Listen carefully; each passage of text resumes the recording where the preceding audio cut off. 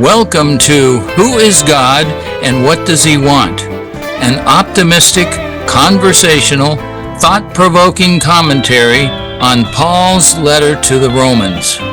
My hope is that you'll gain a better understanding of the New Testament and be encouraged in your daily living. Now, here's today's conversation.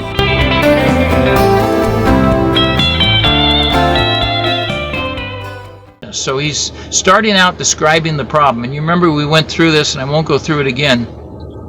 But Paul did uniquely kind of set up this same-sex situation, which has been around forever and including to this day. As you well know, it's a very controversial thing in the church and in society. But he sets it up and says this is an example of the sinfulness of men and women who engage in same-sex relationships. But what's interesting to me, as I said, trying to bring out all the facts, and I'm not taking away the fact that Paul definitely has a negative disposition towards same-sex relationships. But my question is, where did he get it, and why does he have that? Don't forget he was a Pharisee, and he would be bringing in his knowledge of the law, where under the law, same-sex relationships were an abomination to God, and they would stone people for it. I mean, and amazingly, there are people living today who, if they had their way, they would be probably putting to death same-sex people. And fortunately, we don't do that in our nation because of our freedoms and stuff. But anyway, Paul, I think, brought that in because of his background. But maybe he was supposed to, and maybe this is exactly what God wanted him to say, and it's a big warning. But then, on the other hand, I'm just trying to bring it all out. Jesus never addresses this issue of same-sex. He knew about it. You better believe he knew about it in their day. It was going on then. He is silent on the issue of same-sex. But he addressed a lot of other issues, as you know. So his silence, I don't take Jesus' silence as approving of it and saying, oh, this is a great thing. His silence also says this is not something that was a huge deal to him, like adultery and murder and all the other things that he talked about, idolatry and other things that he did take the time to talk about and address. He's silent on this, and you can do whatever you want with this, but that's a fact. And the other interesting thing is Paul is the only one in the New Testament who addresses the same-sex issue. He does it here, and he does it two other passages in the New Testament, and we talked about that. If you haven't heard it, you can go back and listen, get the take on that. But he's the only one. None of the other disciples, who all walked with Jesus literally during his earthly ministry. Paul wasn't an original disciple. He even said, I'm one that was born out of time. He was born later and came into Christianity later, and then took Christianity, or the teachings of Christ, I should say, to the Gentiles. So he's kind of a unique apostle from the original disciples. And there was a little tension, he'd say sarcastic things like, oh, the super apostles, and he's referring to the other guys who were actually walked with Jesus. I'm not saying they didn't get along, didn't respect each other, but they're human beings. And people struggle with that. So anyway, that's the uniqueness about this same-sex stuff, and it's really big in the church. And in fact, I just saw a post by a pastor that's in the Methodist Church, and he said the Methodist Church, at least the Methodist Church denomination he's in, is trying to kind of put a limitation or squelch any same-sex relationships in the church. And he felt like he didn't want to do that as a pastor, and if they kept doing that, he was going to leave. So you have the Episcopal Church is more open to homosexual relationships, to same-sex relationships, and the American Baptists, and there are other organizations and other faiths. And then there are people who are more strict and literal when they read the New Testament, and I'm not saying that's wrong. That's just what they do. Calvary Chapel, the Bible churches, Baptists, all your Southern Baptists, that kind of thing. They're all more intense about that. So you just have a spectrum within Christianity. And what I always want to come back to is, what does the New Testament say, and what did Jesus say, and what does Paul say, and what do the other disciples say? And that kind of gives you the rundown on it. So I'll leave that there, and if you can think it through for yourself. My conclusion is that's something I wouldn't be able to be involved in, and I have a close relative, who is in a same-sex relationship, and I told them that's not something I could do, but I don't judge you for it, because judgment is something God told me not to do, because it's way past my pay grade. So I just say, I love you. You work it out with God, and your right or wrong doing things is not up to me to decide, and I'm just going to love you for who you are. But I wouldn't be able to do that. So drawing that line kind of closer to myself and not reaching out and trying to control somebody or demand things of them seems to work well for me, and maintains the relationships with people and still maintains my own conscience and integrity. Yeah, but you're talking about what goes on in the denomination world when you're talking about Well, this. it happens outside of denominations, but you're right. It happens a lot within Christianity and denominations. Yeah. Within the denomination. Well, Yeah. whatever. So because they draw conclusions, have doctrinal statements, and they take positions, and once they do that, they have to. But I mean, for me, frankly, I really don't care. I don't care what. Right. You know, I mean, for me personally, I've been out of that world so long. It's just like. Well, then you've got a degree of freedom a lot of people don't have. Yeah, and that's not being in the denominational world. No, and you're doing what you should do. Now, the other people will look at that and go, "Well, you're compromising. You've left the fold." I mean, you're going to have all kinds. No matter what you do, I told my kids, no matter what you do, somebody's not going to like it. But that's not part of what we do here. Well, yeah, because that's the way we've set it up. Is that it's hands off. Because that's what Now, there are people who would watch this program and go, you guys are way too loosey-goosey. You got to start bringing down the law on people. I would say, go do it. Go do it. It's okay with me if you do it. It's not something I want to do. So you're right. There's a difference in how people carry their faith, how they conduct themselves, what their attitude is toward others. And everyone's got to figure that out for themselves. Well, we come from a place of God's love, and that is the ultimate answer to everything. I really believe that, and so it is up to each individual. I believe that too, and that works for me. But there are other people who will look at you and me and what we're saying and say, "You guys are compromising." No, even the world denomination means division. Well, denomination means to make a distinction. So just like you distinguish between a nickel and a dime, they're denominations. So right. So you let people do it, and it's the way life is. And we do what we do here, and they do what they do there. And I just love them. That's why how many Baptist churches are there? 30,000 or something. Yeah. Well, that's okay. They're popular. I grew up in one. Okay, let's move on. I had my own thoughts to share. I didn't hear you guys for a second. Sure. What do you got? Well, my thoughts are, I'm a non-denominational Christian, and I just identify as just Christian. And so, relative comes out to me and says, hey, I'm in a same-sex relationship. I'll be like, you know what? That's not something I would do, but stink it, you do you, There you go. See, I think that works. It works for me. But it doesn't work for other people. Other people think if you don't come down hard on it, you're not being a good Christian. And I go, hey, it's okay if you believe that. I'm just not going to join you. I'm more tolerant of others than they are of me, I can tell you. Yeah. But I enjoy life, and I enjoy the relationship with other people. Even those. And I'm really tolerant with you. You're an amazing person, Carl. Well, you don't know everything about me.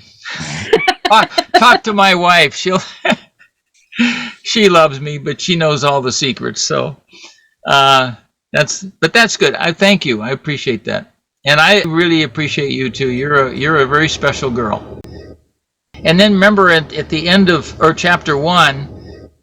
At the end, he said, he gave that long list: murder, quarreling, deception, malicious behavior, gossip, backstabbers, haters of God, insolent, proud, boastful, inventing new ways of sinning. So he kind of just puts everybody in there, not just same-sex people, and says it's not only do they do these things, they encourage others to do them, and that's not good. Going around encouraging people to do what's wrong is not a good idea, but people do it because if they can get more people to join them in the stuff they do wrong, they're going to feel more right in doing it, I guess.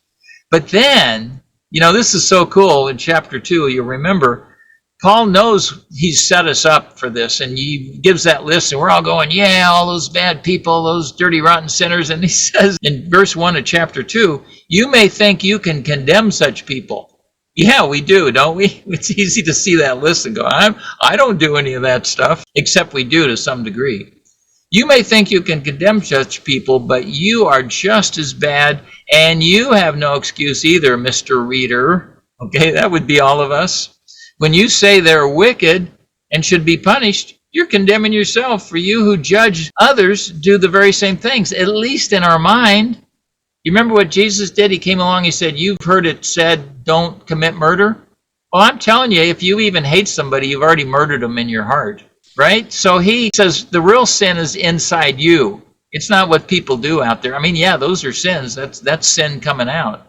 But really, look at your own heart.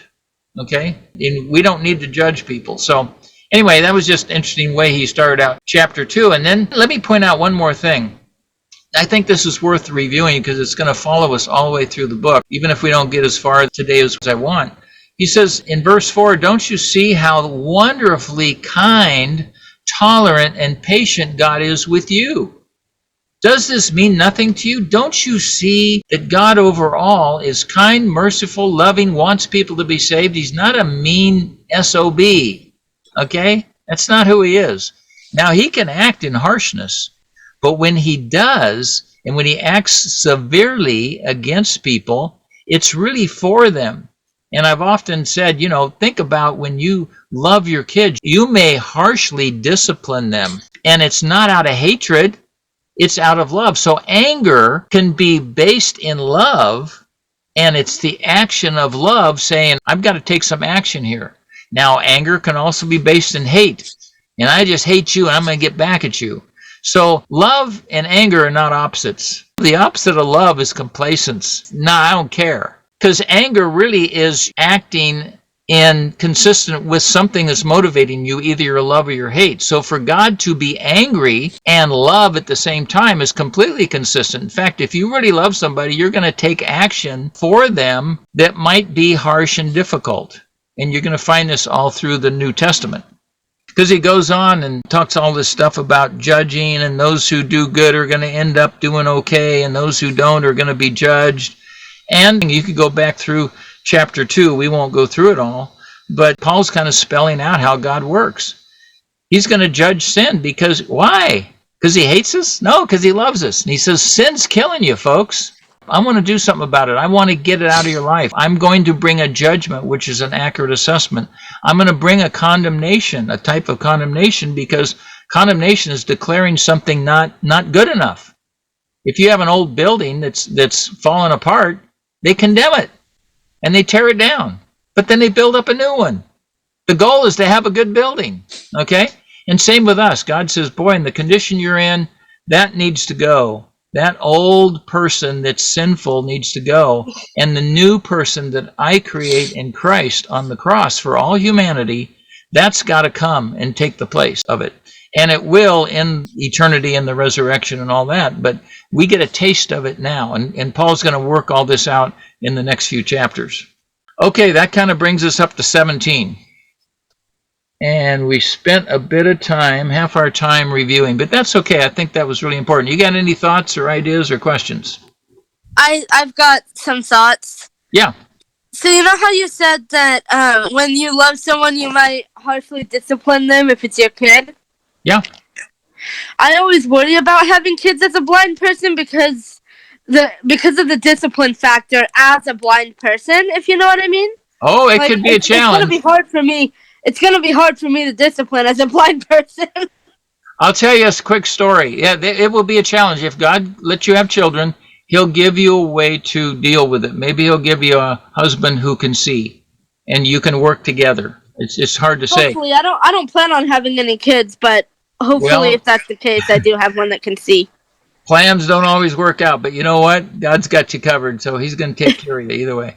But I'll tell you an interesting story, that when my son was young and he was going out on his own, he was only 19 or something, 18 or 19, and I was helping him find a place down in the Bay Area.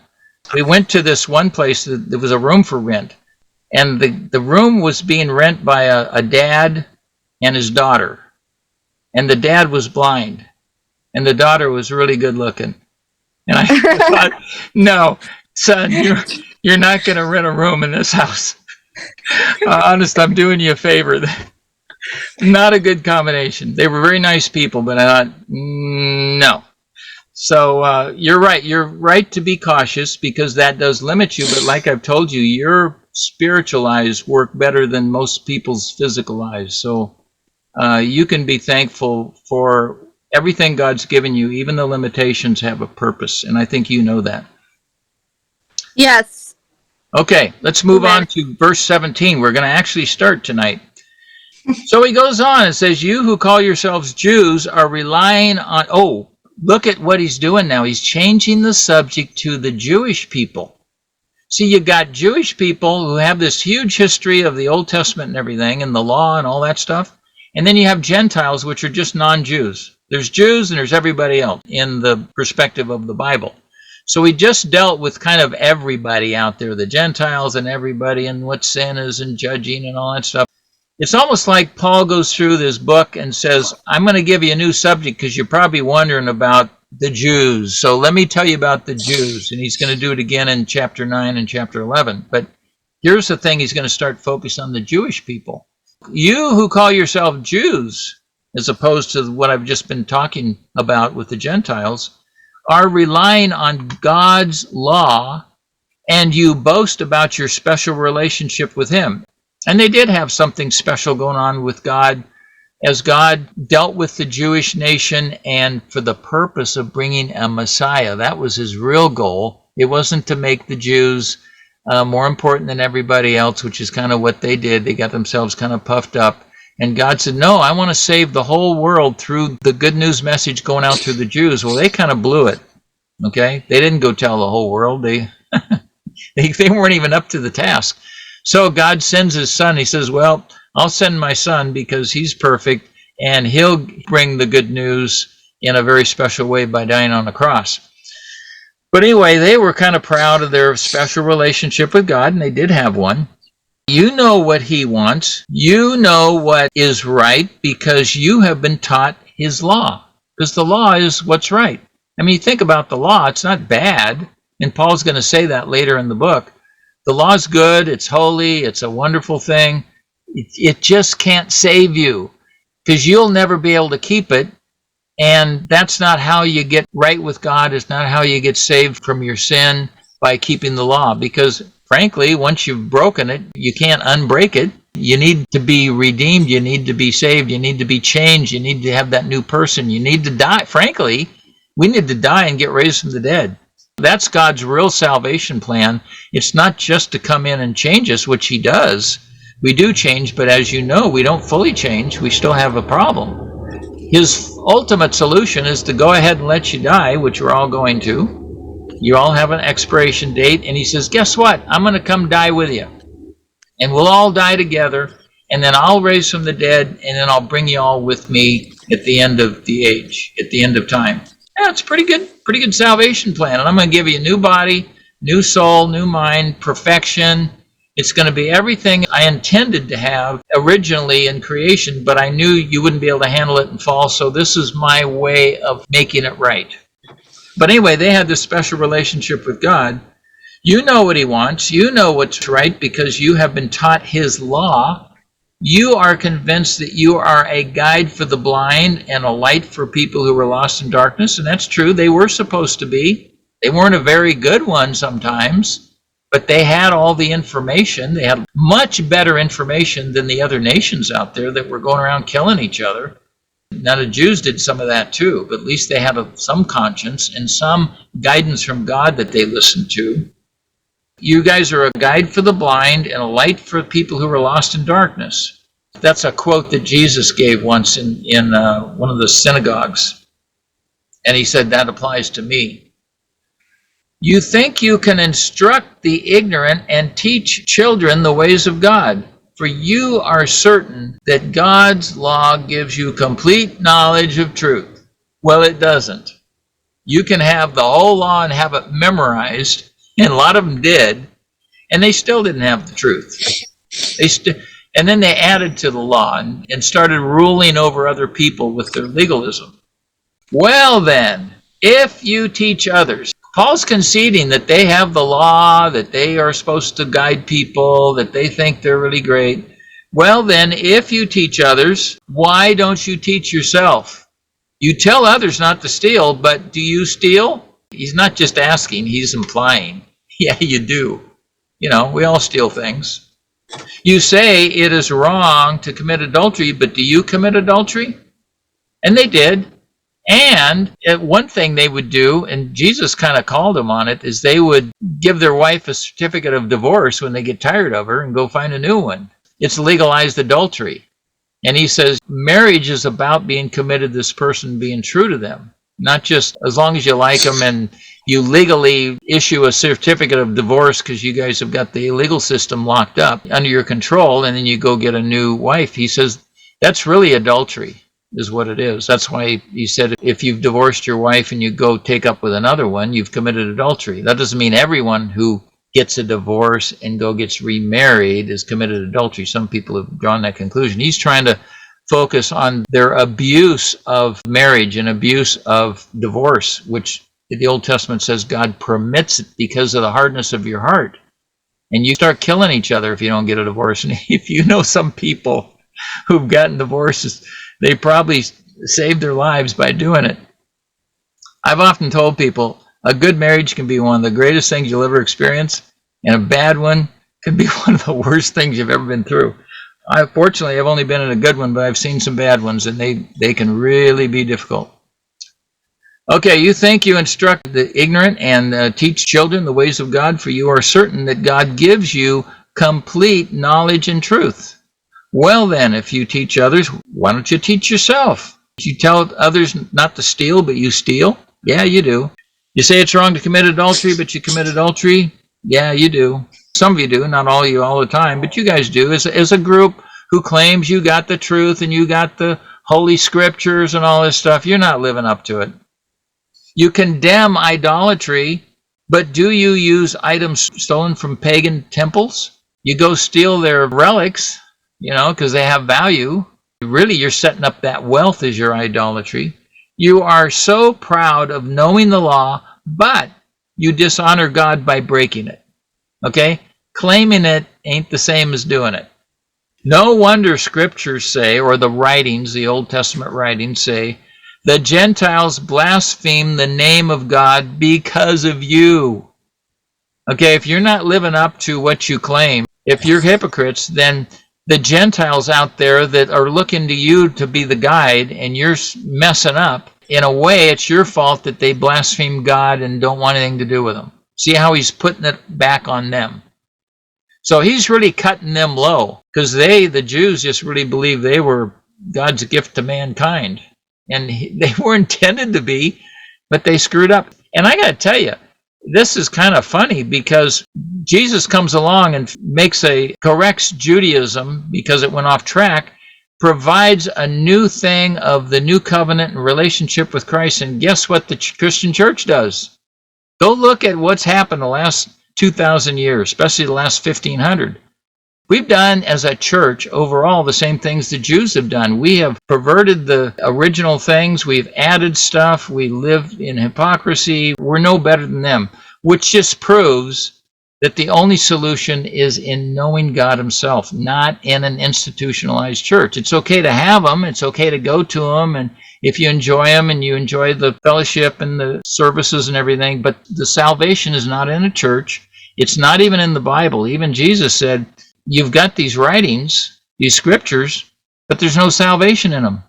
There's only salvation in me, a person, not me, Carl. But Jesus would say, it's in me, a person. Those writings, those Old Testament writings can't save you. They're just writings. Okay, they might be special writings, but they don't save. Only I can save as a person who dies on the cross and does something, takes action for you. Okay, let me stop there because that's a lot, and then we get into this circumcision thing, and it's kind of tricky. Any thoughts on any of that? You see where he's saying, okay, you're a Jew, you think you got it together? I already took care of the Gentiles in the first part of the book, and now I'm saying you guys don't have it either. And his conclusion is going to be, everyone is under sin and under condemnation for their sin and have proven themselves unworthy in and of themselves and need salvation, whether Jew or Gentile. Okay, any thoughts? Yeah, so basically you were talking about how, you can't condemn sin because you sin yourself. Well, I agree with that 110%. Hence why when people lie to me, sometimes I'll just I'll not talk to them for a little bit, but then I'll eventually forgive them for it. Yeah, that's good. Sometimes, depending on the circumstances, Yeah. it can take me years. Like it took me years to forgive my dad for abandoning me just for my healing. Yeah, it's a tough one. And so, in cases like that, when I finally decided to forgive him, I thought, you know what? It was his choice. It's not that, Right. Not that it's okay to do that, but, I can't condemn him for it, so therefore I'm going to forgive him for my own healing. And that's the same with committing adultery. You know what? If somebody I loved committed adultery on me, I would tell him, you know what? As long as you promise to not do that again, yep, I will forgive you for it. I will not condemn you for it either which way because it's not my place. Yeah. But I will forgive you for it if you promise not to do it again. No, that's reasonable. You don't have to condemn people, but you don't have to be mistreated either. That's why in the New Testament it says if a person has committed adultery, that other person is actually free from that marriage because you've already ruined it. Now, they can say, I'll give you another chance. And I have a friend who did the adultery thing, and his wife gave him another chance, and he blew it again, and she said, I'm out of here. And I remember talking to her and saying, you're absolutely free to do that. It's too bad.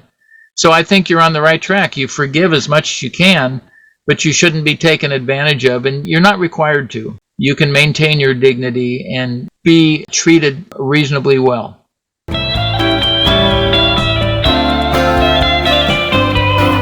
Thank you for watching this presentation of the Common Sense Commentary Series. Remember, God loves you more than you will ever know, and He will never leave or forsake you. Just put your trust in Him. If you have a question or a comment, you can contact me atccliftonjones.com. That'sccliftonjones.com. Now, go and enjoy your daily walk with God.